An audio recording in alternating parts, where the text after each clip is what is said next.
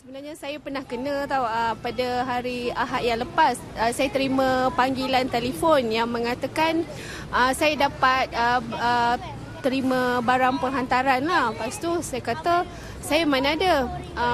Tak adalah, dia kata minta nombor IC. Saya terbagilah nombor IC. Lepas tu dia kata saya dapat terima kad kredit, ada surat daripada Melaka. Sedangkan saya tak pernah duduk kat Melaka. Saya sekarang duduk kat Sibu. Macam itulah, saya rasa macam risaulah, benda ni bahaya. Boleh sekarang perkara ni macam berleluasa lah. Kita lah sebagai user, sebagai pengguna, sebagai rakyat Malaysia, kita perlu berhati-hatilah dengan benda macam ni. Kerana phone scam ni kita tak tahu. Sebab yang kita tahu dia pelbagai jenis. Kita tak tahu dia nak buat macam mana. Dan kita tak tahu apa yang akan berlaku di sebalik kejadian yang kita alami. Dan untuk pihak-pihak yang berkenaan, pihak-pihak berwajib, saya sarankan supaya perkara-perkara ini lebih dikawal, lebih diselia, supaya benda macam ni tidak berlaku. Mungkin pada kita tidak berlaku, tetapi ahli keluarga, saudara mara kita tak tahu benda-benda macam ni. So saranan saya, berhati-hati. Janganlah terlalu mudah terpedaya ataupun terlalu mudah untuk mengikut apa yang kehendak orang lain yang untuk melihat kita punya ID, kita punya nombor akaun atau sebagainya. So, saya harap berhati-hati. Ada kopi di tangan tapi jadikan perhiasan dululah. Yang penting rasa sekali pasti nak lagi. Wow. Minum kopi bersama Kak Ani. Tapi bukan Kak Ani. Sian orang yang nama Kak Ani terbatuk-batuk. Seperti biasa, setiap hari Khamis, jemput. Kita ada kopi, segmen kopi panas. Tapi walaupun kopi ni tak cukup panas untuk memanaskan pagi ni. jangan duduk lagi. Tetamu tak masuk rumah macam mana? Tuan rumah nak duduk. Okey, kena jemput tetamu dulu. Jemput dulu. Tetamu kita pun panas. Memang panas lah. Kalau dulu panas, sekarang pun panas. Tapi satu ni tak tua-tua. Mungkin sebab dia minum kopi. Tak di mamah usia. Tak di mamah usia. Muda, awet muda. Siapa tetamu kita ni? Dia persilakan masuk. Dia persilakan. Waalaikumsalam. Masya-Allah, apa petua ni? Abang Azhar, apa ni Abang Azhar? Datuk, Macam apa khabar? Alhamdulillah. Tok, apa khabar? Baik. Silakan. Datuk minum kopi tu? Minum sekarang? Nanti viral, nanti minum dia. Kita minum dulu lah ya. Hauslah saya pegang je. Kan? Jemput minum. Masya Allah, kopi ni memang sedap berpagi. Rasa sekali pasti nak 2-3 kali lagi. Wow. Kan dia punya tagline. Dia punya kick tu. Kick dia kan. Kick tu yang mengancam tu. Okey. Hari ni kita bukan nak cerita semata-mata pasal kopi. Tapi kita nak cerita selalunya banyak kita dapat sekarang ni scam call. Call dia tiba-tiba datang daripada negara mana tah, bunyi pun dah pelik. Macam-macam kata kita menang hadiah. Lepas tu kata macam-macam kita ada hutang lah dan sebagainya. Jadi scam call ni kalau kita nak mulakan taslimnya, macam mana kita nak pastikan kita dielakkan daripada scam call ni dan apa sebenarnya boleh kita tahu tentang scam call ni, Datuk? Agaknya kan kadang-kadang bila kita terima panggilan tu kita always get excited. Mungkin lah tu. Tengok yang benda-benda tambah-tambah ada hadiah. You have won a prize. Kita pun seronok. Tak percaya tapi suka. Kadang-kadang boleh daripada tak percaya pergi ke percaya. Mula-mula tu sikit-sikit tak adalah. Tapi bila dah second time tu dia dah bercakap, dia apa, dia rahsia jangan layan sangat. Dia dah layan, dia jadi macam tu lah. Tapi lagi satu kan, orang yang telefon tu pandai. Itu kerja dia. Itu dia pandai. Itu yang buat kita terlayan tu. Kadang, sorry, saya tak ada masa takkan tak ada masa. Kak, dengar sikit dulu Kak, kita ada ini kan. Ada hadiah. Betul. Azhar Sulaiman yang saya rasa masih 25 tahun. Terima kasih. Janganlah lagi muda pada kita. Kan? Abang sendiri kan sebagai seorang selebriti, sampai ke law ni menghadapi masa yang sama tak? Saya secara peribadinya tak pernah terkena. Tak pernah terkena. Tetapi saya tahulah mengikut peredaran zaman, cara penipuan ni pun dah meningkat, dah menjadi bertambah licik. Cara penipuan cara penipuan ni. Dulu mungkin cara penipuan ni boleh melibatkan seorang atau dua orang, tapi sekarang ni dia punya cara penipuan tu dah sampai ke tahap yang advance. Dah menggunakan sindiket, menggunakan sistem, di mana masalahnya sekarang masyarakat Malaysia pada pendapat saya bukannya masyarakat yang bodoh, bukan kita tak pandai menilai. Kadang-kadang mereka menggunakan SOP atau sistem yang tertentu yang kita sendiri pun seorang rakyat Malaysia ramai yang terpelajar. Jadi kita boleh nilaikan benda tu betul atau tak betul. Tapi sekarang kalau benda tu dah nampak bunyinya macam betul, jadi macam mana kita nak sahkan benda tu tak betul? Betul. Jadi pada saya, setelah saya dijemput semalam, dijemput untuk menghadiri program ni, saya pun buatlah research kan. Bila kita tengok kan, agak susah juga kita nak verify atau kita nak sahkan panggilan ni palsu ke ataupun tulen. Jadi pada pandangan saya, cara yang terbaik adalah berhenti. Ingat, berhenti dan kita tanya kawan kita. Kita minta pendapat kedua. Tadi aku baru dapat satu panggilan begini-begini. Kalau kita hadapi semua panggilan misteri itu secara bersendiri, kemungkinan besar kita akan terjebak. Jadi pada saya, tak clear je, tak pasti je, kita tanya kawan kita. Takkanlah kita tak ada seorang kawan pun untuk kita bertanya. Kalau kawan tu pula Datuk jenis cakap, betul lah tu dapat hadiah. Sama kawan jenis macam ni. Bukan kawan jenis macam ni tau. Bila these people ni biasa, dia dah memang di-train, dilatih untuk menipu. Bila last tu dia sebelum tutup telefon tu dia kata, you tak payah cerita kat orang pasal ni untuk you saja. Jadi dia put ni untuk I saja. Ada. Seorang tu, salah seorang tu terkena 600,000. Ya Allah, Masya Allah. Betul. Tu berapa tahun saya kerja. Dia punya adik-beradik dia, doktor lah, profesor. Terkena juga. Tapi pasal dah orang tu cakap, jangan ni untuk you je. Kalau you cerita kat orang, orang ambil duit you. Jadi dia terpengaruh. Ada orang ni pula, kita gunakan perkataan sleeping with the devil. Dia dah tahu daripada asal. Sleeping with the devil. Selalunya ada orang pula, dia tahu benda tu macam benda tak betul, tetapi dia mengambil risiko. Kadang-kadang dia cuba juga. Dia tahu dia deal dengan orang tu macam tak betul, tak sah, tetapi orang ni kadang-kadang dia tamak. Jadi bila dia terkena, kadang-kadang dia kena itu yang kena beratus ribu, nilai dia besar. Sebabnya kadang-kadang tu dia macam, bukanlah dia bodoh tetapi dia cerdik. Okey, dia cerdik tapi orang tu cakap, kau nak tak duit ni datangnya dalam 100 USD. Tetapi kau kena buat clearance dekat point dekat bank. Kau kena bayar dahulu tau benda-benda ni. Sekarang ni dia tahu dia deal tu dengan sindiket. Dia sendiri pun tak betul. Orang yang ni sendiri tak betul. Jadi mungkin Allah dah jadikan pada muka lah dua-dua kena. Yang dia ni jahat nak menipu, dia ni jahat nak tamak. Nak dapatkan duit dengan cara tak betul. Lalasnya dua-dua kena tipu. Betul juga. Jadi kita kena tengok orang yang kena tipu ni kategori orang yang macam mana selalu ni. Orang yang macam mana yang selalu kena tipu ni kan. Adakah orangnya daripada golongan tertentu saja ke? Nak kata orang yang kaya milioner pun kena tipu juga. Betul. Dan yang pandai pun kena tipu, yang tak pandai pun kena tipu. Tapi ada satu tu dia kata dia memang tak boleh kena tipu. Jadi memang dia pun tak boleh. Dia kata orang call pasal benda ni, no, I tak layan dia. Tapi kebetulan anak dia bekerja di satu tempat. Anak dia yang convince dia. Ya Allah. Ini ni forex lah. Dia dapat gaji tinggi, bonus and whatever. Jadi dia ada ruang juga. You pun satu window tu. Keyakinan dia tu goyah juga. 300,000. Aduh. Forex ya. Okey, itu antara yang dikongsikan. Kita juga ada rakaman perbualan bersama dengan salah seorang mangsa yang pernah terjebak dengan scam call ni. Kita dengarkan. Tak ada, memang tak ada. Sebab tu saya nak bercakap dengan Encik Azman, saya bukan nak bercakap dengan Wan. Tak apa, saya uruskan. Dia dah minta saya uruskan. So saya uruskan lah, nanti saya maklumkan pada dia. Puan kita sangat dah kurang ajar. Siapa kurang ajar? Kalau orang bank tak kurang ajar macam ni, cik. Sebab saya kerja bank, saya tahu.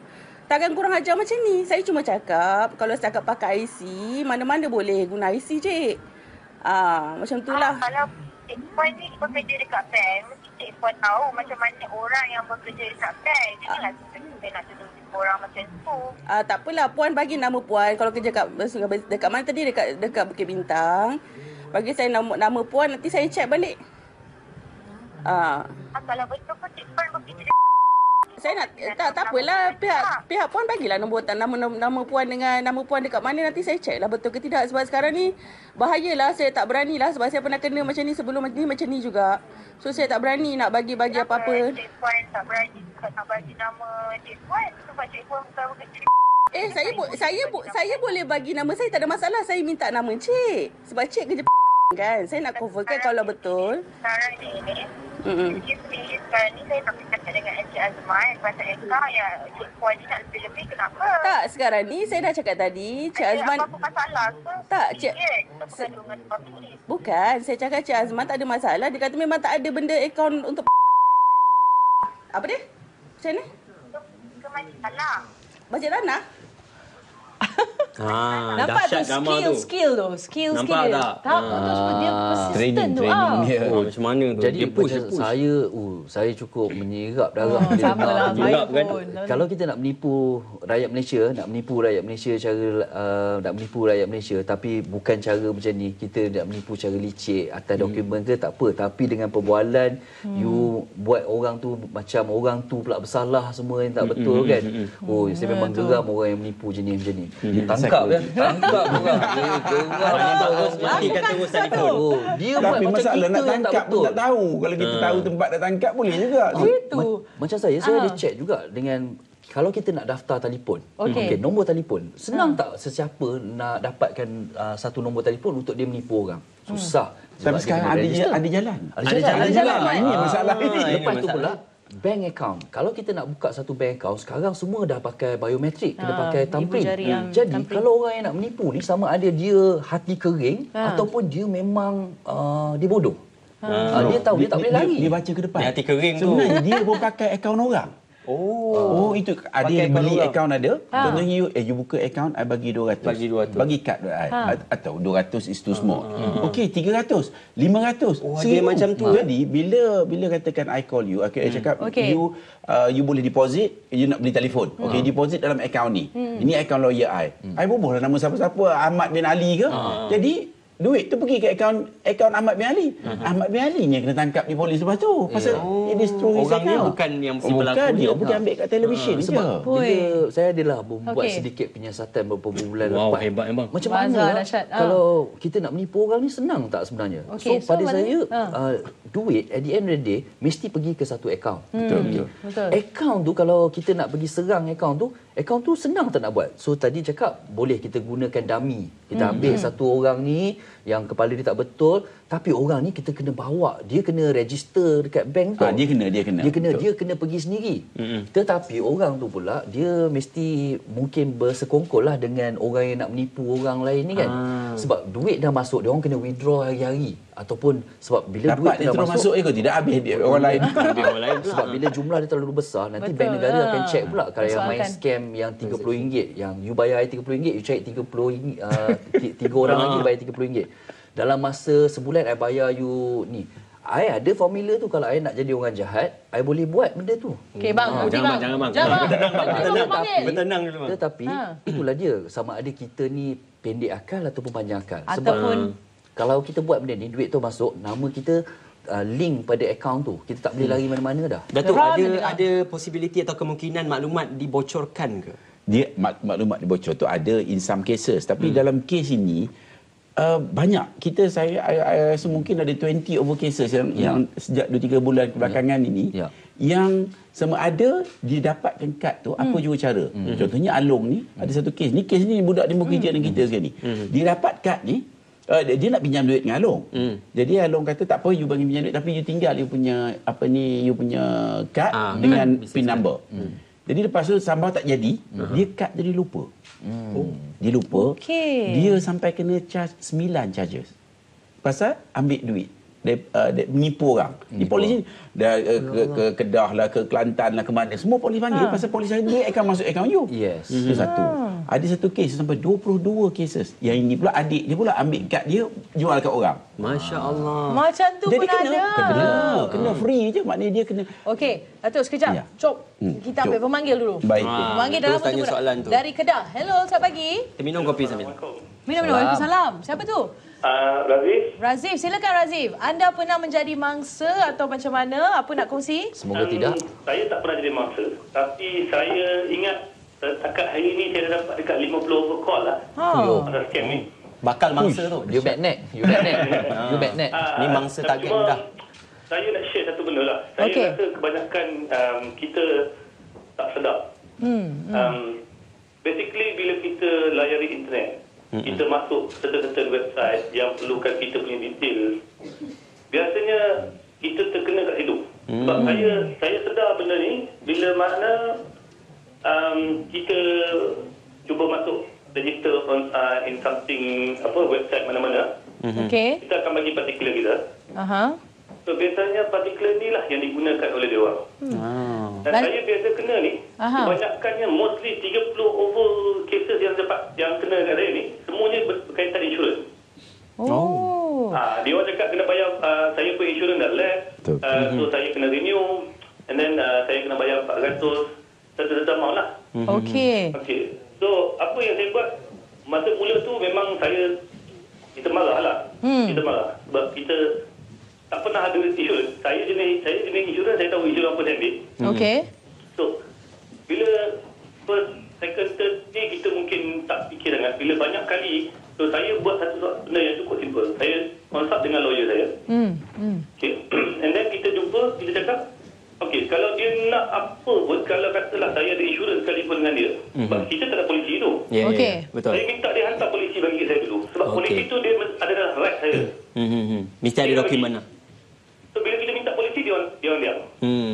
Satu 2-3 bulan dia orang call lagi, insurans lain, same thing. Happen lah. So sama macam kes bank. Kalau kita bank, dia orang cakap, depa bank ni apa semua, okay, fair enough, tak apa. Saya semua simple je, saya nak elakkan diri dia bercakap dengan dia orang ni, sebab lagi lama kita bercakap, lagi banyak benda yang dia akan influence. Betul. So kita cuba cut off, kita kata, tak apa, you depa bank mana? Okay, tak apa, nanti I pergi bank tu, I jumpa dengan officer dekat sana, I deal sendiri, tak apa. Tak apa cakap baik pun dengan I. Baik. Itu konsep. Tapi saya setuju dengan Dr. Razim tadi. Bukan kata ni, dia ni complicated sebab dia orang guna banyak macam-macam cara. modus operandi. Baik. Dia ada banyak cara. Okey. Baik, terima kasih Encik Razif. Terima kasih Encik Razif. Bersama Encik Razif. Dah ada beberapa pengalaman dah. Lebih 50 panggilan, dah tahu macam mana nak handle. Memang banyak. Dan memang banyak yang telefon dia ada satu kes, dia saksian dia ni kematian suami, ada duit dalam 50,000. I pun tak tahu macam mana dia orang dapat information. Dia tengah masak, terima call, dia kata akaun ni orang nak masuk, kata dia ada orang nak tipu. Jadi dia panik. Panik tu dia boleh pergi ke teller, pergi transfer duit ke akaun, kononnya akaun yang nak membantu. 50,000 kena. And kesian benda ni, itu yang cakap Yusuf macam sebut tadi betul.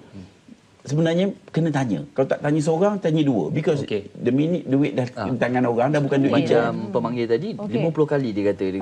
Kenapa dia tak terkena? Because dia tanya soalan yang betul. He asked the right question. Dia tanya pasal polisi. Jadi kita ni sebagai pengguna pula, kita kena cerdik jugalah. Bila saya pun ada berhutang dengan bank, ada insurans juga. Jadi kita semua orang ada benda yang sama kan. Jadi mungkin kita selepas ni mungkin pihak RTM atau kerajaan akan buat kempen lebih sikit lagi, public awareness campaign contohnya, untuk menyedarkan masyarakat kita tentang betapa kita kena berhenti dan check betulkah sebab ada kempen kata kalau tak pasti jangan share. Jangan share. So sekarang ni kita pula kalau tak pasti tanya kawan.